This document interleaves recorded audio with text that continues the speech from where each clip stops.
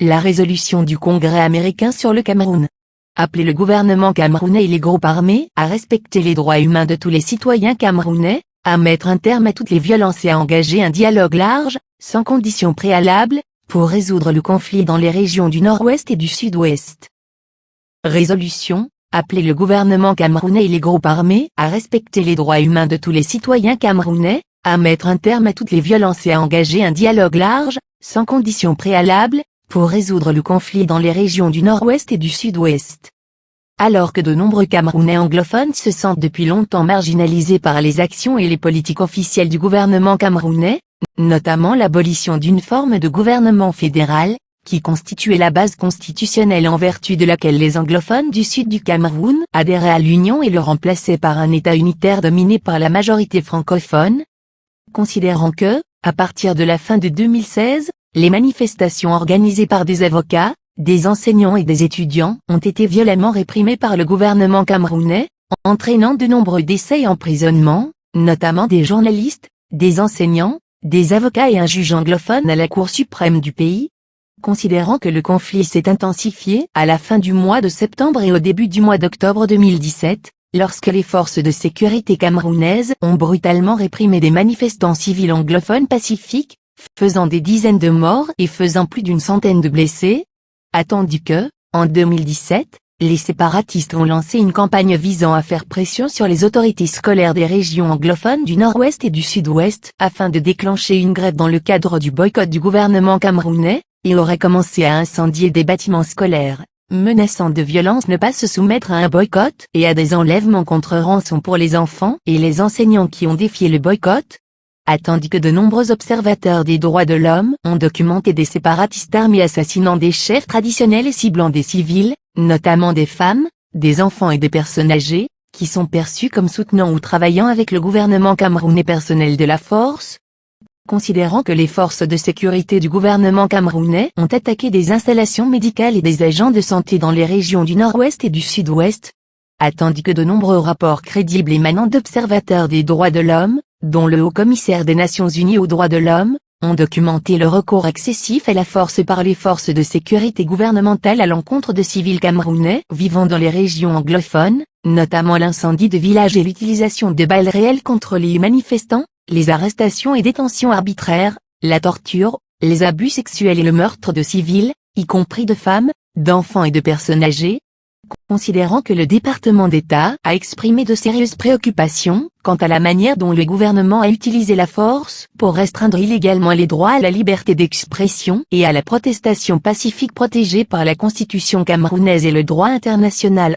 Considérant que le gouvernement a accusé des journalistes, des militants sociaux et des membres de partis d'opposition politique de crimes liés au terrorisme et les a poursuivis devant des tribunaux militaires. Attendu que le gouvernement camerounais a arrêté le leader de l'opposition, Maurice Kamto, et environ 150 membres du Parti du mouvement de la Renaissance camerounaise à la suite de manifestations pacifiques tenues le 26 janvier 2019, les accusant de crimes pouvant entraîner la peine de mort et se présentant devant le tribunal militaire alors même que, ce sont des civils. Attendu que le gouvernement camerounais a continué d'interdire les tentatives du mouvement de la Renaissance camerounaise d'organiser des manifestations pacifiques et que la société civile a signalé que les forces de sécurité s'étaient immiscées dans les processus d'enregistrement des MRC à Yaoundé, Douala et Bafoussam en février 2019. Considérant que le gouvernement camerounais a restreint à maintes reprises la liberté d'expression en coupant Internet, en harcelant et en arrêtant des journalistes, en refusant des licences à des médias indépendants et en intensifiant les attaques politiques contre la presse indépendante.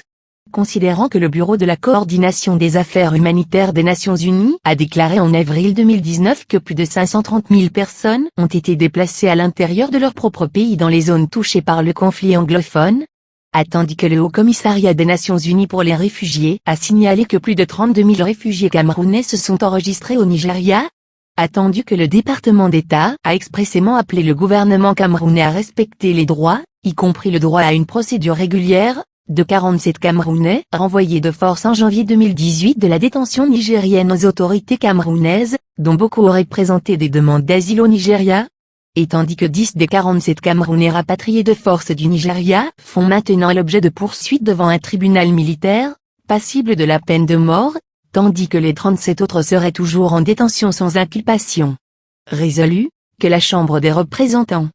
condamne fermement les exactions commises dans les régions anglophones du Cameroun par les forces de sécurité et les groupes armés du gouvernement camerounais, notamment les exécutions extrajudiciaires et les détentions, l'utilisation de la force contre des civils et des manifestants non violents, ainsi que la violation des libertés de la presse, de l'expression assemblée, affirme que les États-Unis continuent de tenir le gouvernement du Cameroun pour responsable du respect des droits de tous les citoyens, quelles que soient leurs opinions ou convictions politiques ou la région dans laquelle ils résident, conformément aux obligations internationales du Cameroun et à la propre constitution du Cameroun.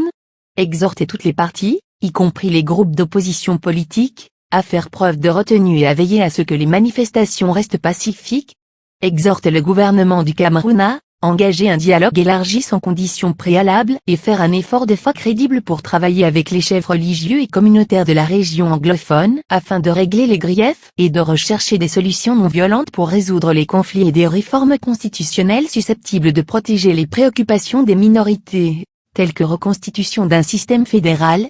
Donner suite aux initiatives élaborées pour régler les griefs, y compris la Commission du bilinguisme et du multiculturalisme, le ministère de la décentralisation et la Commission nationale pour le désarmement, la démobilisation et la réintégration, qui n'offrent actuellement aucune preuve visible de leur rôle constructif dans résoudre la crise. Respecter les droits fondamentaux de tous les citoyens camerounais, y compris les militants politiques et les journalistes. Veiller à ce que toutes les opérations de sécurité soient menées conformément aux normes internationales des droits de l'homme, notamment pour faire en sorte que les forces de sécurité n'utilisent la force que dans des circonstances appropriées. Enquêter de manière transparente sur toutes les allégations de violation des droits de l'homme commises dans les régions anglophones et prendre les mesures nécessaires pour prévenir les détentions arbitraires, la torture, les disparitions forcées, les morts en détention et les conditions inhumaines des prisons.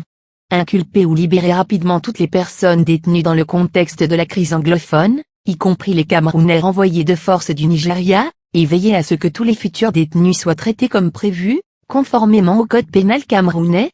Permettre un accès sans entrave aux travailleurs humanitaires et aux professionnels de la santé conformément aux principes humanitaires d'humanité, de neutralité, d'impartialité et d'indépendance. Libérer les dirigeants et les membres du Parti du mouvement de la Renaissance camerounaise arrêtés à la suite de leurs manifestations pacifiques et veiller à ce que ce parti, comme les autres, puisse participer pleinement aux prochaines élections municipales, parlementaires et régionales. Libérer les défenseurs des droits de l'homme, les militants de la société civile, les prisonniers politiques, les journalistes, les syndicalistes, les enseignants et tout autre citoyen qui a été arrêté arbitrairement et détenu sans procès ni accusation. Veiller à ce que les détenus soient traités équitablement et humainement, dans le cadre de procédures judiciaires appropriées, notamment d'un registre des personnes détenues par les forces de sécurité camerounaises, et d'un accès sans restriction aux ressources judiciaires.